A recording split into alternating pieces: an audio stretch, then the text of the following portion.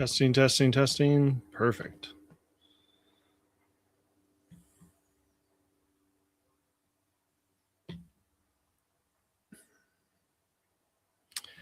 What is up, everyone? Sorry I'm late to the party. I've had some new toys that I've been playing with, so it's kept me busy over there. Hopefully everyone's doing good. I always forget I have to go live on Instagram as well. Oh man, it has been a hectic 2 weeks. I don't know if you guys have been following the fiasco with 3D printers. Multiple states are going after 3D printer people that are using 3D printers. Josh, what's up, dude? I took it down, Zach. I still have it. It's funny because my daughter was like, "What's that blanket that you have behind you?" Yeah, I do have one new thing. My wife she went on a trip to Italy. Got back a little while ago. And so she was going through some of the stuff she found. She went to this like flea market over in Italy and found me an old Captain America comic book that's in Italian. Captain America is my favorite comic book character. And so I ordered some protectors for that so I could store that away and have it be, relatively safe. I thought it was kind of cool. Yeah, so I don't know if you guys follow on. I've seen him on YouTube and Twitter. He's got a handle Loyal Moses. I think his name is Loyal. What's up, Rabbit? And I haven't sent out packages yet. I ended up I got the boxes. I got everything divided up, but I had small, what do they call them? The small USPS boxes, flat rate boxes. And the stuff there was too much stuff to fit in those. So I had to repackage them in medium packages. So probably tomorrow you guys will get your tracking information for that. The people that won like over a month ago now. So I'll send you probably a Discord or wherever I have your guys' contact information. The people that won, I'll have that sent out to you tomorrow. So Loyal Moses I saw the video on YouTube, but he's kind of everywhere on social media. Big 3D printer kind of guy. At least that's how I came to find out about him, because he was talking, it seemed to be the most about these 3D printer bills that were in discussions, at least at the time, in the states, California, Washington, New York, Colorado, all of those things. So that's where I found out about him. And Washington passed their 3D printer STL ban. I actually have to read through it and see what exactly does it ban. But when Governor Ferguson signed it, there was no, usually in Washington State, it's, July 1st, it goes into effect. This went into effect the moment he signed it. So I don't know I think that was the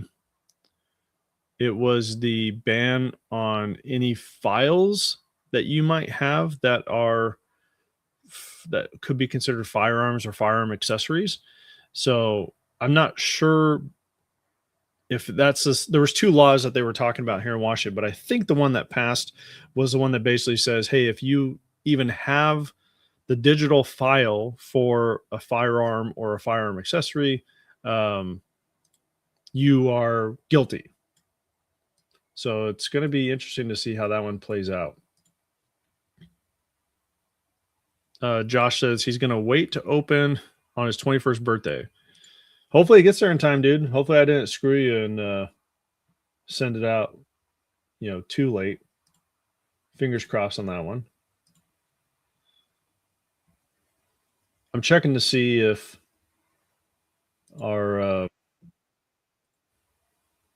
if I'm behind at all, because some of the comments were delayed a little bit. Doesn't look like it. Yeah, Rabbit, dude, it's pretty messed up. I think the one that passed is the kind of the more brutal of the two. Um, it's actually one of the things I've been trying to do, not super aggressively, but I don't know, once or twice, is trying to get Loyal Moses onto a podcast episode and have him just talk a little bit about his background and kind of what he, how he got started in a 3D world, what kind of led him down the path of, um, I'm not going to say he's a pro Second Amendment kind of guy. I think he is, but that's not what his channel has kind of been about. And one of the things that he was really pushing, and it's kind of interesting to see this happening outside of the gun community, is he was really pushing this idea of like, hey, just because this idea of we're banning 3D printers um, for public safety because you can print a ghost gun and it's untraceable and all this stuff. His big narrative was basically they're not going to stop there. If they can tell you what you can make in your own home, what makes you think that they're going to stop with gun parts, guns or gun parts? And people call it, you're fear mongering, you're a conspiracy theorist, it's never going to happen. And then I don't know if you guys had heard actually two instances that came out of the military. I think it was the Army. There were these I think they were antenna covers for an Army radio that were breaking, and it was like $5,000 to replace it. And so this sergeant went to like the base. I guess they have a place on base. I'm sorry, I'm not an Army guy, but a place where they can like test out, research, and develop new new things that might be needed. And this guy was able to like 3D print this cover for $10, right? Save the government $5,000. And I can't remember who it was. It was a big defense contractor like Northrop Grumman or Lockheed Martin or one of them, whoever developed this radio. They were actually lobbying in favor of this law being passed to restrict what you can and can't do with a 3D printer. So it's kind of crazy to think, yeah, it's about guns right now. And it's not going to stay that way. And it's kind of frustrating because I think most people are afraid of debating the gun piece of it, right? Because it's basically a fear tactic. Like, oh, are you saying that you don't want to protect the citizens and prevent these ghost guns? No, that's not what I'm saying. But one, how often has this happened? How often has there been a ghost gun printed on a 3D printer that has been used in a crime? Probably not ever. I mean, maybe a handful of times. And so just like with most things that happen in politics in general, is you take a very, very small minority, but emotionally it's very energizing, I guess, for that side. And so they're going to use it to push their agenda. And we see this with all sorts of stuff. Washington State passed an income tax for people that are making over $1 million. Right. And the charge is like, why wouldn't you support, or, you're not a millionaire. This is only going to affect the top 1% or the top 0.1%. And my challenge is, yeah, now, like with anything else, the government's going to get, all this income that comes in from these new income taxes, and they're going to get greedy. I mean, you look at the federal income tax started that way, right? It was only on the top 1% of earners, lower class, middle class people. You're never going to pay an income tax. That's the way that they passed it. And they had so much support behind it. It was going to be the Rockefellers and the Carnegies and, the Vanderbilts. Those were going to be the people that pay this income tax. And I think within 30 years or something, like by the end of World War II, I think everyone was paying income tax. So I don't trust politicians to say that this is only going to affect the top 1%. I would venture a guess that within 5, maybe as much as 10 years, we're going to see the income tax here in Washington state across all income, thresholds, just like we see with the feds. So I don't trust the Democrats to keep their word on that. Rabbit says firearm laws or lack thereof is one of the reasons I like living in Arizona. Yeah, but I feel like Arizona is kind of turning purple. If not, I mean, their governor is a Democrat, right? So I don't know. I haven't kept track of the laws that are happening in Arizona. It's not something that I'm going to say that I could talk intelligently about. I just don't trust anywhere from being safe from politicians that want to take guns away. Rabbit says, if I see a cool 2A 3D print, I track down the files and download them. I don't have a 3D printer yet, but I have a folder full of STL files on my computer just in case they take them down.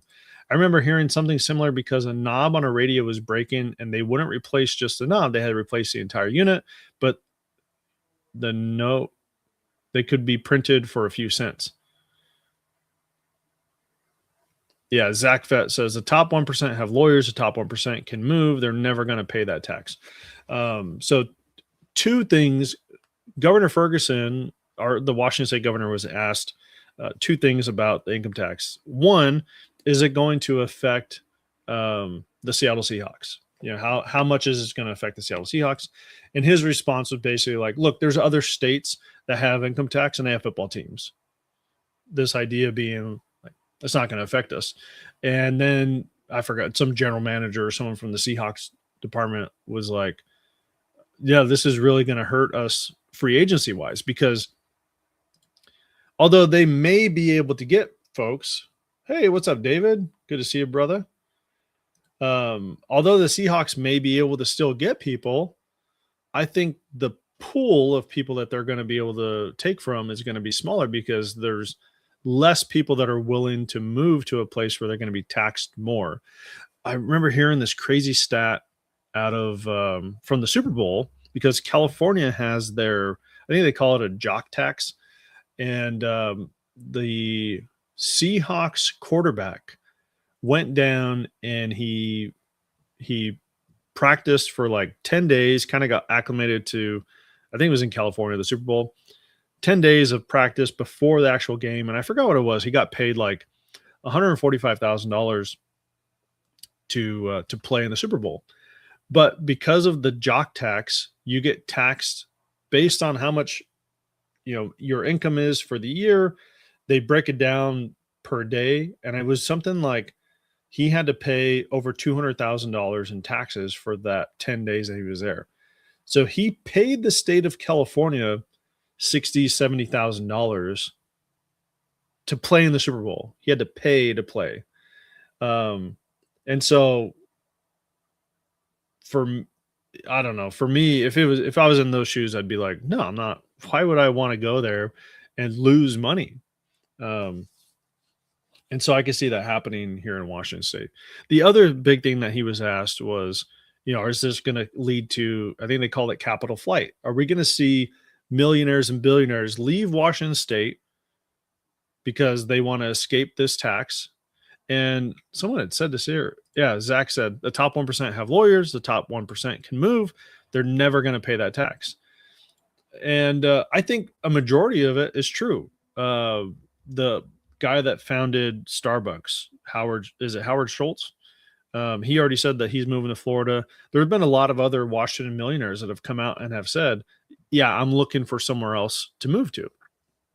Now, I think there might be some that they like it here, or they have some type of tie here and they don't want to leave. And so I've seen someone that have said, okay, well, I will work up until that $1 million, and then I'm just going to stop for the year, and I'll furlough my employees for whatever the last 7 months of the year. And I'm not going to, why am I going to work for 50 cents on the dollar? That doesn't make a lot of sense.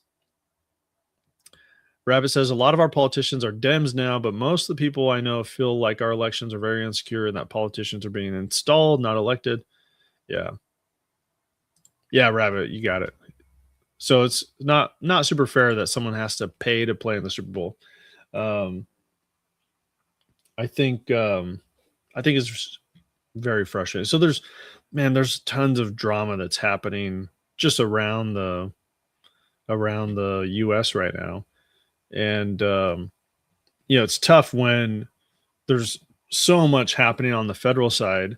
And I can't stay on top of all of that because there's so much that's happening in Washington state as well.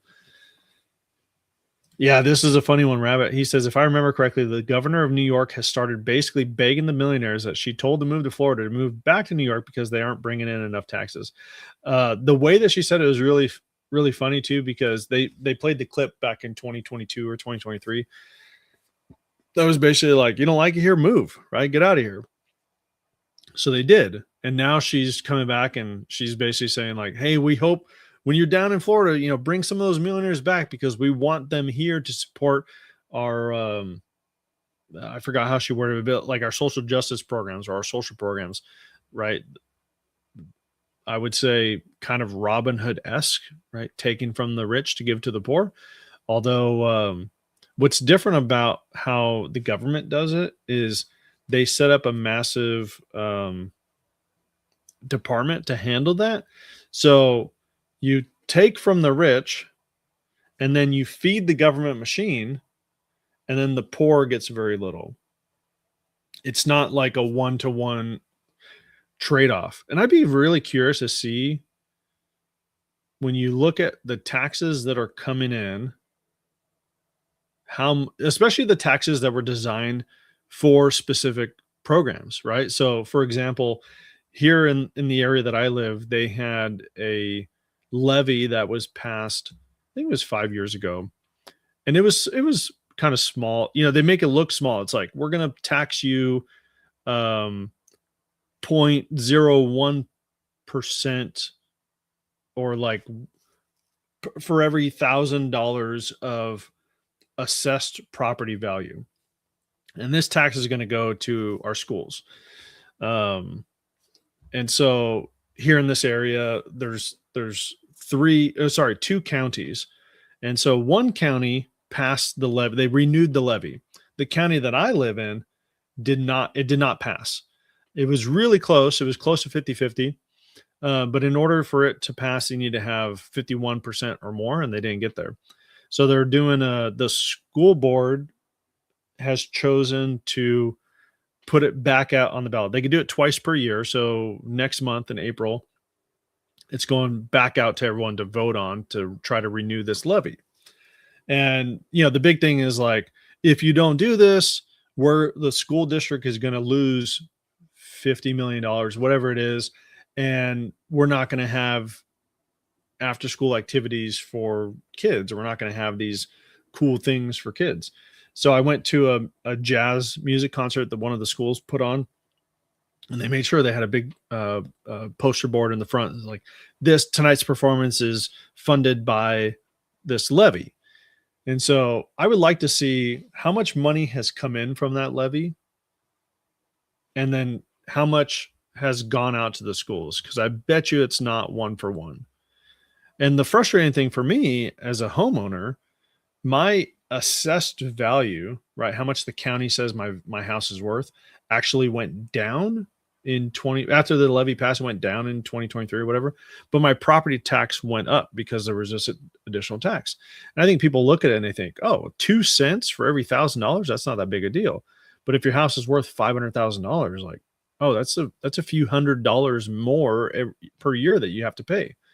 So people are up in arms because it didn't pass. And I'm like, yeah, good. Why can't the government budget the way we're supposed to be budgeting?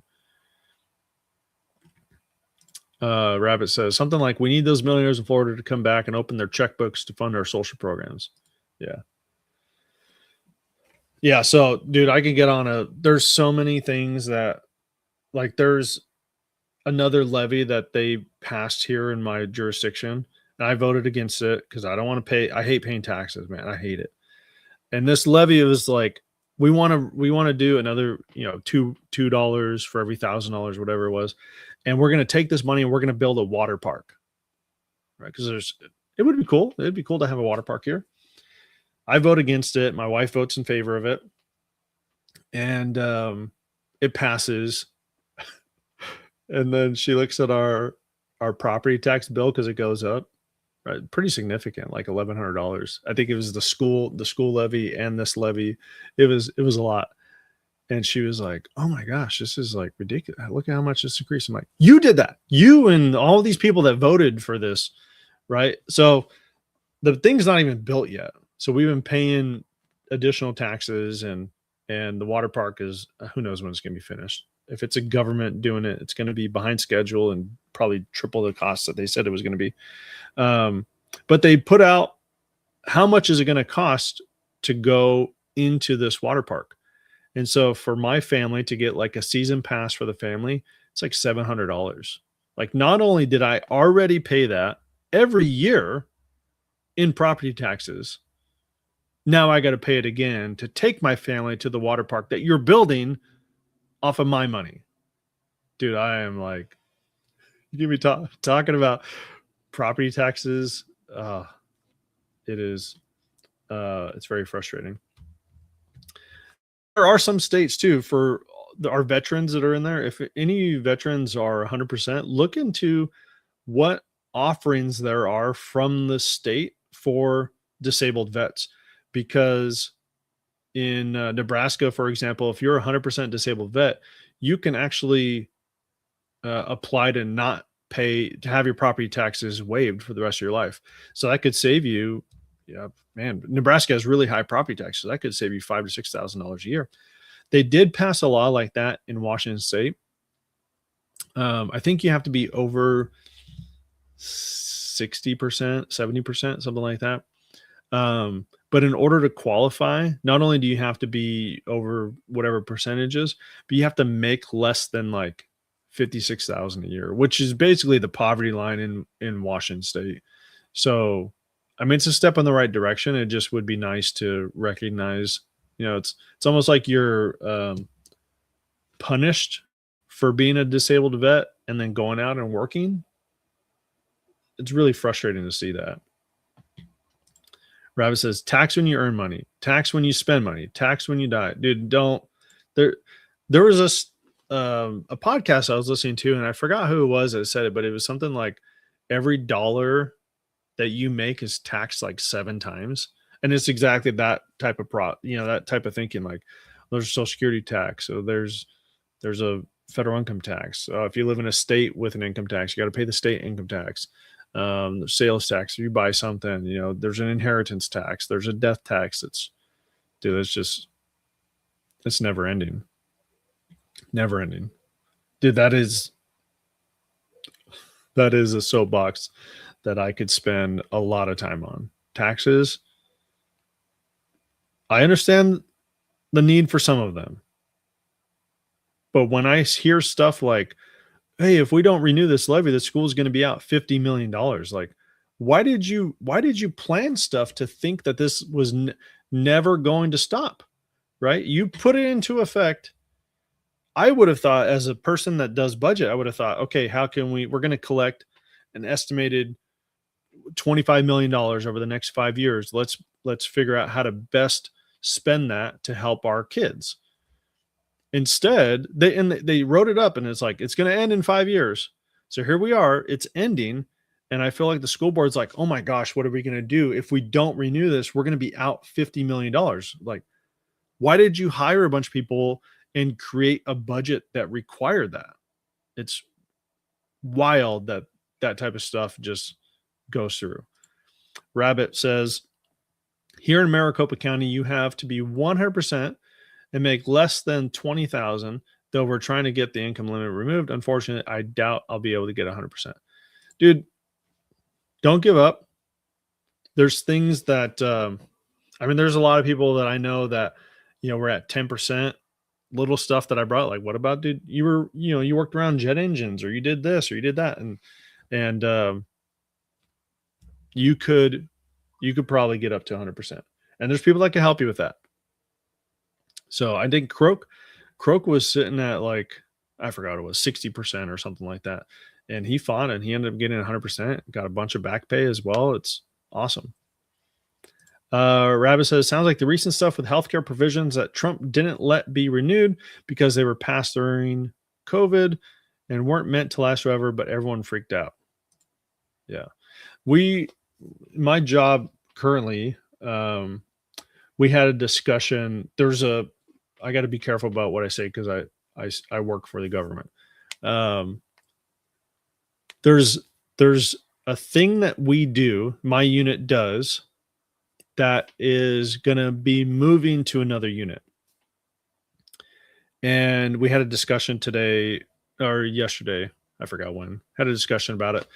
And the unit that's taking it over had raised the question of, hey, can't we just do basically like an honor system instead of going out and like investigating these things? Can we just give the person a form that they sign that they basically says, hey, I promise I'm doing all these things correctly. And I'm new working for Washington State, but I've been in the military and I've worked for the federal government for years. Like I've been at this for 20 plus years. Whenever I see anything like self-attestation that goes into effect, it always means a buttload more work in the future for the investigators. And I'll give you an example that I feel like I could talk about. So I used to work for Department of Agriculture, the federal Department of Agriculture, as a criminal investigator for them. And during COVID, Biden's administration was forcing local they call it farm service agency, forcing these offices to authorize these, I can't remember what they were called now, but it was like, oh man, funds. It was up to $50,000, I think. And if someone comes in with a form and they say they qualify, you approve it, they get their $50,000. And what we found a year later, like big surprise to no one that had a brain cell, is there's a lot of fraud. People were lying about this stuff and collecting $50,000. We had people that were like stealing identities and applying for multiple people, applying for 20 people. And so they were getting $50,000, up to $50,000 each time. And then the administration, like high up DC, came down to the investigators in USDA and were like, hey, we need to start investigating this. PPE loans. It might have been a loan. I want to say it started with a PPE loans is definitely one of them, but it was like did it start with a C, and it's gonna drive me nuts. Cause I used to, this was another thing that I would get on my soapbox on. PPE loans is one, but no, I'm thinking of something that started with a C. It was like coronavirus food assistance program, I think, CFAP. I think that might have been it. Coronavirus food assistance program.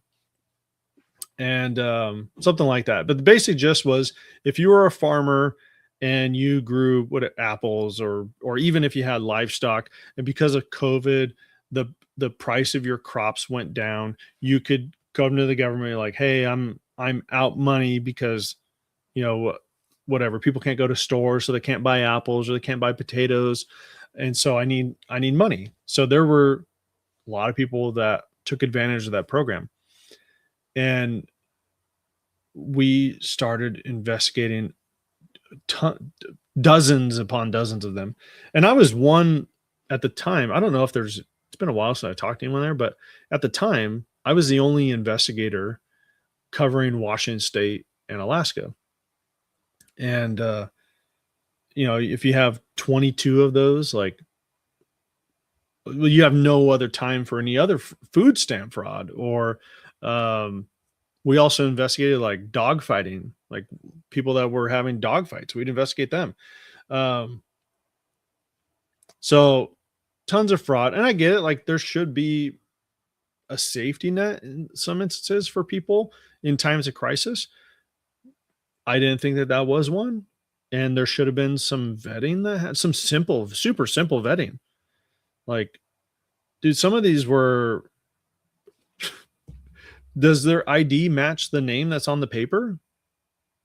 Uh, the address that they put down that says that this, hey, my farm's at 123 Baker Drive. Is that an actual farm? Something as simple as that? No. So they allowed all this stuff to happen, all this money to go out, and then we have to go and spend time and resources to investigate it. And I would say we would be lucky if we clawed back 10% of the fraud that went out. So it's never a good thing for taxpayers' money, for anybody involved except for the fraudster. Rabbit says, people defrauding the government? What? Never. David, yeah, they have emergency loans for farms when disasters happen. Yeah, totally get it. It's just when that stuff is abused is when it's frustrating. It's abused and then they expect other people to kind of come and clean up the mess. That's frustrating. Croak, what's up, dude? We started late. We started like 5 or 10 minutes late. I was in the process of starting a print, actually. Croak knows what I'm talking about. Croak, dude, super helpful with that. And it's kind of funny because some of the stuff that I'm kind of working on, stuff that's in our what I call it, like a kitchen, like organizing our kitchen. And my wife is like over the moon. She even told me tonight, she's like, oh, you're really liking this 3D printing stuff. And I'm spending all this time in the kitchen, like measuring stuff out. My calipers broke though, so I had to order a new pair of calipers. The other thing that's kind of interesting is trying to figure out millimeters, because everything's in millimeters. So I don't have my calipers anymore, and I don't have any tape measure that measures in millimeters. So I'm measuring in inches and then converting it to millimeters and just kind of going like, no, this is close. I can kind of get this close. But we have, it's kind of frustrating in our kitchen. I don't really like our kitchen, but specifically the drawers, they're all those like soft closed drawers, which is nice. I remember when we moved in, I'm like, oh, this is super cool. And now that we've been here for 5 years, I'm like, I hate these drawers. I don't want soft closed drawers ever again. And maybe technology has changed, but the mechanism that's on it the mechanisms are so big, it makes the drawers so short. So like our silverware drawer is 2.5 inches tall. That's it. And so trying to fit, I mean, you could fit it, you can make it work, but it's just, I can't wait. That's probably like the next big thing after getting sending kids off to college and like getting a nicer, newer car. I think the next thing is like saving up for a full-on kitchen remodel. I'm like, no soft closed drawers at all. Rabbit says, do you think that there'd be some kind of checks would happen when the government is handing out tens of thousands of dollars? But what recent events have shown is that there's basically none. Yeah, there was this one. We had such a massive influx of these fraud cases on the agricultural side. I was actually working cases in like Colorado and Wyoming. I had to travel all the way out there because we just didn't have the manpower to cover all this stuff. And one of the offices, I think it was in Wyoming, actually got in trouble from like their DC administrator because they kind of saw the writing on the wall and they're like, this isn't right. We should do some type of check. We should verify their ID or drive by if we have someone nearby, like drive by the property and, oh yeah, there's a cornfield out there. Or yeah, it looks like they have about 50 cattle or whatever it is. And so they were doing that. They were kind of took it upon themselves to do a little bit of checking. And some administrator or someone in DC found out about it and like put a stop to that, like threatened them with firing or whatever it was. So they had to stop it. And I remember I went out there for one of the cases and I had to go and interview them. And they were like, we're sorry that you're here. Like we really tried the stuff that we had put in place would have prevented this. And we were told, no, like you're not allowed to do that. So yeah, people taking advantage of the government money. It's not a surprise. Not a surprise at all. Ooh. Dude, I went off on a tangent on that. What else? What do you guys have going on in your states that are frustrating for you, or like you're really liking the way that your state is going? Um, I don't know. I was talking to the wife about, I think I brought it up before that I want to move out of Washington State unless something pretty drastic changes over the next couple of years. But we have family here, and we're on both sides of my wife's side and my side, and it is nice. We do like the area. We like the schools. Like there's a lot of perks to being here. There's just a lot of crappy stuff that you got to deal with being here. And so the deal that we have right now is we're going to wait until my son graduates high school, which is in 2.5 years. And then after he graduates high school, we can move. And initially I was pushing towards Nebraska, the idea of being closer to Walsh and doing more YouTube stuff, either here on the Everyman's Arsenal channel, probably more here. It would kind of be like a brother or sister channel to TLD, but just start cranking out content. And I think the idea of moving all the way to Nebraska is kind of scary to my wife. So I think an easy sell would be Idaho. We already own a house there. We lived there before. We liked it. Like that wouldn't be that bad. I think that would be an easier sell because it's still like close-ish. Be halfway between my wife's parents and my wife's sister. So that's a good thing. I think I could pull that one off. Maybe I can convince her to move in somewhere like Burley, Idaho, like middle of nowhere. I have 10 acres and like no one around to bug me. That would be ideal, I think. Josh says everything in Cali currently, everything in California. Dude, I'm a California boy. I love California. I think if the politics weren't what they were, I would move back to California in a heartbeat because it's so gorgeous. Especially up northern California. I love Northern California. You get up close to the Oregon border, like in Crescent City. Crescent City is my jam. That is the place that I've even with the politics as bad as they are, I've contemplated like buying property there now and retiring there, like retiring in Crescent City. I think I love it already. I used to go there as a kid. My grandpa lived there. I used to go there as a kid quite a bit. I've taken my kids there. It's amazing. I couldn't live there right now though. I mean, I guess I could. They wouldn't know about a lot of stuff that I'd be bringing into the state. I mean, it's not too much different than where I am now. I can't get anything right now, anyways. Hey, what's up, Cajun? Croak says Cajuner is a cajoiner. David says praying for a Republican governor for California. Dude, it's honestly, I talked about this with a friend recently. Even if that happens, not to be a wet woolen blanket on your fire of hope, but I don't think that's enough to rein in California's legislature. I don't think it's enough. Hopefully it is. I just don't think it is. Zach Vet, there's so much Medicare fraud in my state that they're trying to cut my daughter's care hours. Ooh. Where is that? You don't have to say. Don't say.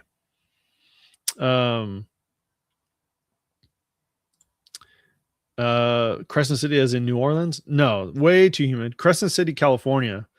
It is. I think Crescent City, California is my favorite. It's my favorite place to be. It is just it's the entire county, the county's population is like 20,000. You're in the middle of redwood forest. You're on the beach. The lighthouse there is super cool. There's a lighthouse that people live at and still operate, and you can only access it during low tide. So at high tide, I guess you could still access it by boat, but at low tide, you can actually walk across to the lighthouse and tour the lighthouse. But you have a narrow window, like you got to walk out there and tour and then walk back before the tide comes in. Excuse me. Dude, it's just, I think Crescent City is one of the most beautiful places in America. Um, yeah, I would 100% live there. New Orleans is way too humid. I don't like the humidity. So anything south of like Maine, too humid for me. Uh, is it just went? It just whoa. That's all I want. I don't know what you're saying. It's just want a normal AR that I can grip normally. I just want a normal AR that I can grip normally. Even if you're retired, oh, even if you reign in the legislature, you never fix the cities and counties. Yeah, that's true. Yeah. It's and I think that's something seeing it especially here right now, like I feel pretty in tune with my state representative. So the representative for the state legislature, I actually have her cell phone number, and a funny story I'll touch on a little bit. Um, she's awesome. She's great, and all the state senators awesome. Um, I know some of the people on the school board. I don't really know anyone on the city council, really like on a first name basis. So I think getting involved locally is where you can start to fix some of these issues that we're seeing, and then working our way up. Like there's nothing that I can do or say that's going to fix Washington D.C. There's nothing that I do or say really that's going to fix Olympia. Um, but I have some say on what's happening in the school board and what's happening on the city council. And so I think if you really want to get into politics where you can actually affect change, school boards and city councils are where it's at. Um, I've camped at the Dunes State Park several times. I don't know where the Dunes is. Up by just south of Brookings, right? Like west of Fort, just north of Crescent City. If I'm thinking of that Dunes. Um, yeah, awesome. So yeah, just north. Yeah, so there's a city. I don't know. It's not a city. There's so I think it's just north of Crescent City is Pelican Bay State Prison, which is I think it's like the most maximum security prison in the state of California. I might be mistaken on that, but it's pretty high up there. And then there's this little tiny town called Fort Dix, uh, DIX, and west of Fort Dix you have Dunes State Park, Tulawa Dunes. If I'm thinking of the right area. If you drive down, my aunt used to live there, and so you drive down this road and it dead ends into the Dune State Park. There's this little corner gas station burger place like combined together, and I mean it's been a while, but I swear as a kid I used to walk down there from my aunt's house, and it was the best burgers and fries I remember ever having. And the place is still there. I just haven't been in, I think, since 2019. So I'm due a trip back to Crescent City. Um, so the state rep, I have a smoker and I like smoking tri-tip and ribs and stuff like that. And so we had some friends over for dinner. This was like a year or two ago. So friends over for dinner, and I cooked tri-tip, smoked a tri-tip, and they really liked it. So the husband had asked if I would be willing to smoke tri-tip, a whole bunch of tri-tip, like 10 of them, for a family reunion that he was having. So I did it. Actually, the seasonings that I buy are from California, down in the area that I used to grow up called Mansmiths. And if David's here, David knows Mansmiths. Some of the best seasonings I've had for tri-tip. So I didn't know this, but I was smoking all this tri-tip for this reunion, not knowing that at the reunion they were having like a meat cook-off. And so my buddy that I smoked the meat for, he entered my tri-tip as his, and he ended up winning. He won the like whatever it was, Henry family reunion, cook-off contest. Um And so people were giving him grief because they're like, you shouldn't have won. You didn't cook it. Jason cooked it. I wasn't there. So I'm hearing all this secondhand. But what's funny is someone was talking to the state representative who I know and was like, yeah, Jason smoked this tri tip and it was really, really good. And so I think she thought that I catered. So she reached out to me. She called me and was like, hey, would you be willing to cater a campaign event for me? And I was like, oh, yeah, I've never done that before, but I'm sure I could figure it out. Like, what do you want? Well, I heard about the tri tip. So can we do tri tip, some other sides? I'm like, okay, yeah. I've never made mac and cheese before. I think that was something that they wanted. She kind of got confused. She's like, there's a lot of the stuff you've never done before. Like, I figured someone that caters would do this stuff all the time. No, I don't cater. Oh, I thought you catered the Henry family reunion. No, I just cooked the tri-tip for Tom and entered it as, for that. And it went, like, did it out of the goodness of my heart because I like the guy. So yeah, my cooking won a cook-off competition that I did not participate in and led to a state rep calling me to ask me to cook for her campaign event, which I ended up not doing, by the way.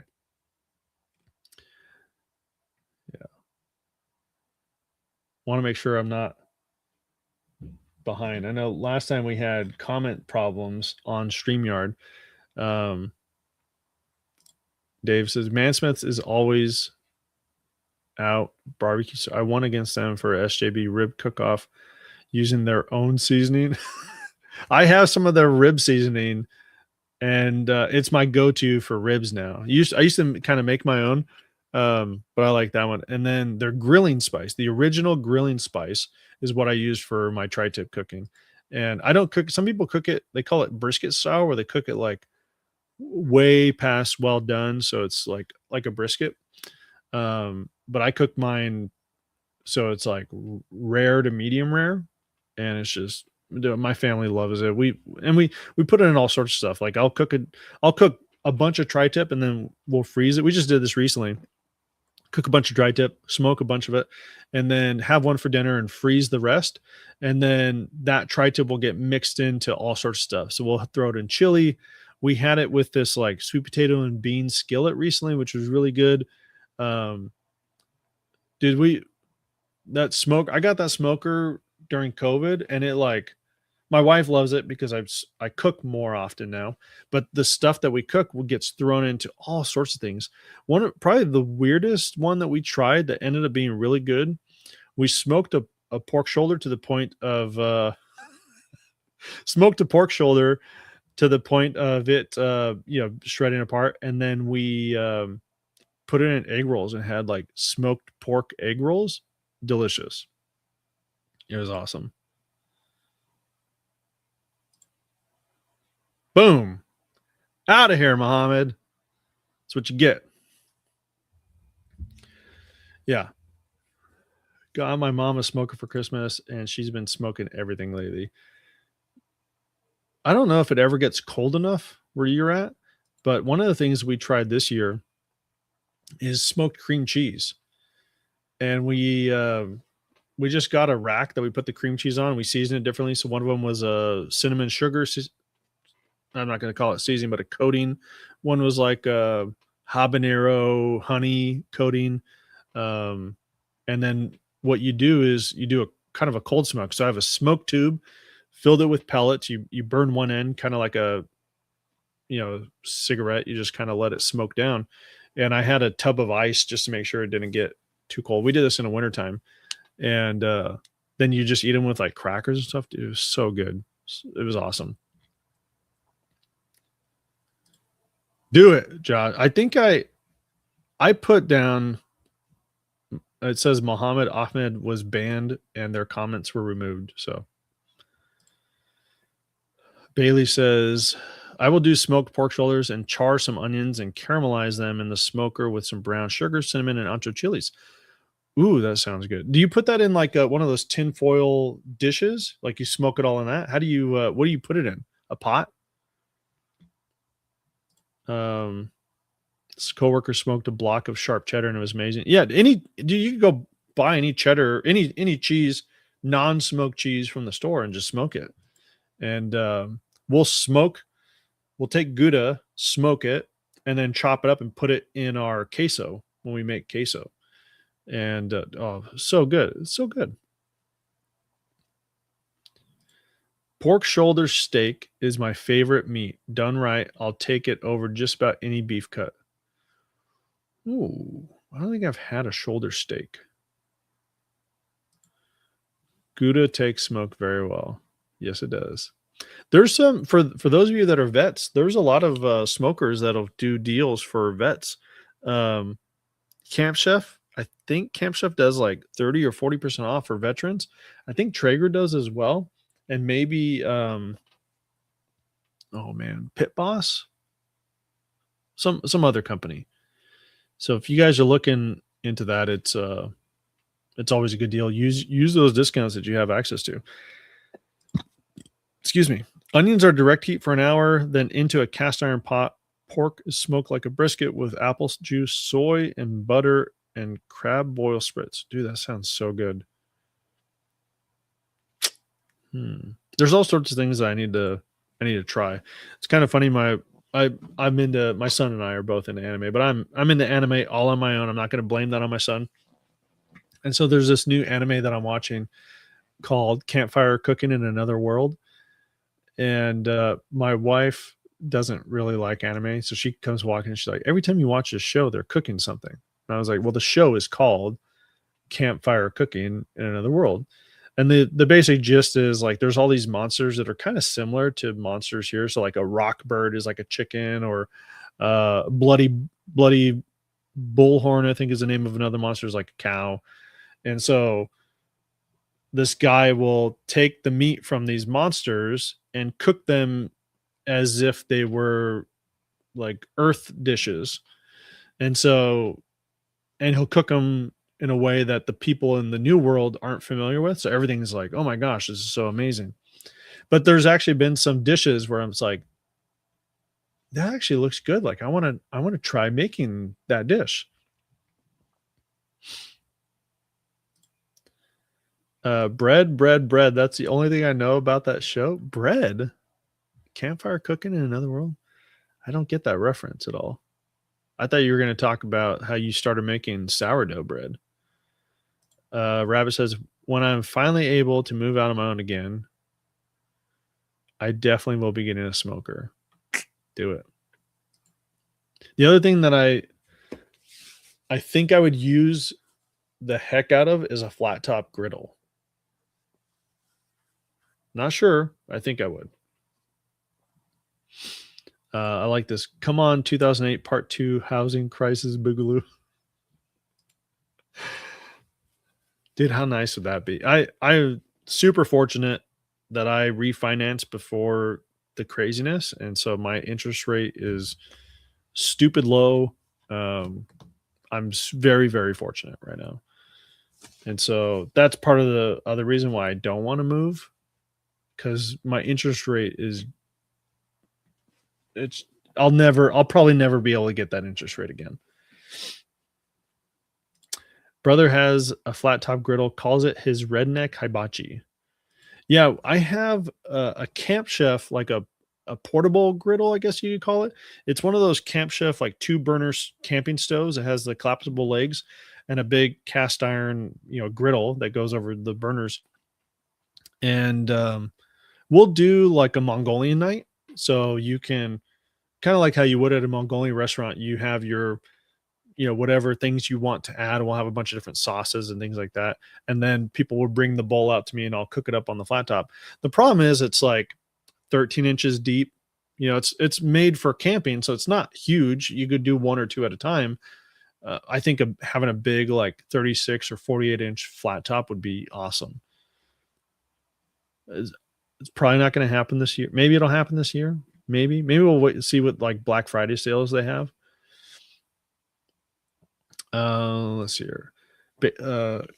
Cajun says, my latest favorite thing has been chicken carbonara bulldog, made according to the instructions. Just add a spoon of mayo when mixing the sauce, then adding slices of salted filet mignon. Then add roasted garlic, bacons, and green onions. David says everyone should get a Blackstone or a plancha. Heck yeah, dude. I actually have a paella pan in the garage. I'm trying to figure out how to make paella because the pan's huge. If you guys have ever had paella, it's a Spanish dish with rice and it's huge. Think of it like a a big skillet. I'm not talking like a 12-inch. I'm talking like a 22-inch skillet. The thing's gigantic. I just don't know how to cook that. Like I don't know what heating mechanism. I'd have to turn on like 3 of the burners on my stovetop to be able to do that. I could probably do it. I just don't know if that would be good enough or not. What is Bulldog? Bulldog? Maybe I should look it up. Josh, I add cheese slices. Oh, I'm delayed by a minute. I wonder why you're delayed. That's not fun. Oh, there is a delay because some of the, there we go. I just saw these noodles, Korean noodles. Okay. Bulldog. So what is it? So chicken carbonara, Korean noodle. Dude, I'm going to look that up because well, I shouldn't say we. I like Korean food. I don't know if anyone else in my family does. Oh, okay. Yeah, I've seen those. I've seen at least the, I don't know what you call it, the cup of noodle brand, that Samyang brand. I've seen that at Costco before. Okay. Try Kokomen spicy chicken noodles. Just a warning, it's super spicy. Use half the spice packet first. Yeah. I can handle, I can't eat a ghost pepper. I mean, I guess I could, but I'd be miserable. But I can handle like habanero spice. Habanero is about as spicy as I can handle, where I still taste something. I like that. I like the spice where you can still you still have flavor. I don't like it where the spice just takes over and all you do is just deal with a burning mouth. So my son and I are probably at that level. Like we can handle a little bit of spice, but no one else. Everyone else in my family is a gringo, for lack of a better term. Cup ramen is 100 times worse than the kind you make in the pot. My oldest and his cousin wanted the Bulldog super spicy ramen once. They didn't even get a full bite in before they gave up. I made the mistake of eating all of theirs. I bought a Scottle last year. Never used it, but it's going in the camp setup soon. Scottle? Did I say that right? Maybe. I'm from Louisiana. I only go for the full pack when I know I'm going to be near a restroom. All right. Looking it up. Scottle. Oh, that is pretty cool. Okay.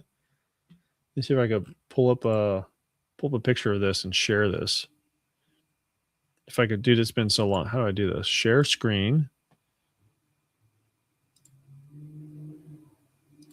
Here we go. We're gonna figure this out eventually. I'm new to. Look at that. That's the Scottle. Scottle? I'm calling it a Scottle. I thought you were saying, Crook, I thought you were saying Skittle and you misspelled it. I'm like, oh, big for you. You bought a Skittle last year. I buy Skittles every week. You could probably hook up a regular propane tank to that, right? I like that. That is really, really cool. But you cook right on that surface, don't you?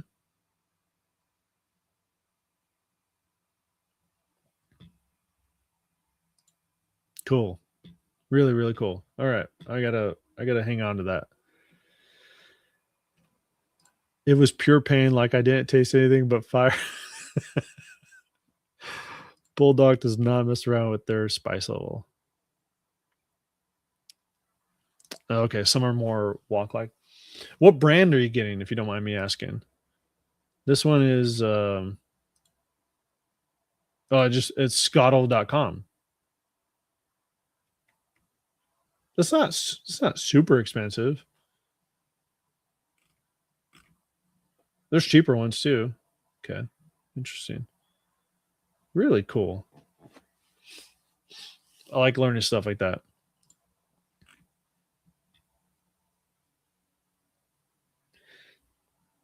I don't know. So it's kind of funny. It's different now on okay, on YouTube.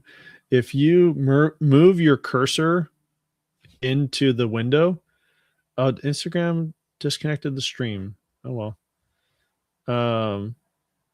Wonder why. Anyways, if you go into the YouTube window and you just move your cursor, it moves my little Everyman's Arsenal picture up. So it looks like it's inside the Camaro Lego. Sorry, anyone that was watching on Instagram, but that got removed for some reason.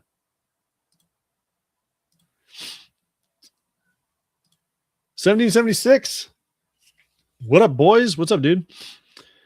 Timbots Tusk is a brand, but a lot of knockoffs. Very teriyaki sauce with chicken thighs and smoked. Yeah, you can cook your paella pan over direct fire. Just control the heat. Yeah, David. My thing was I didn't think I had a burner big enough to handle that. My stovetop inside the house it's like a 5-burner stovetop. It has that like long narrow burner in the middle. It's a gas stovetop. So I don't know if that would be big enough to handle a paella. I mean, I think it would, especially if I turn on multiple burners. I just not quite sure how that would work. I got a friend that cooks paella actually. I should ask him how he does it.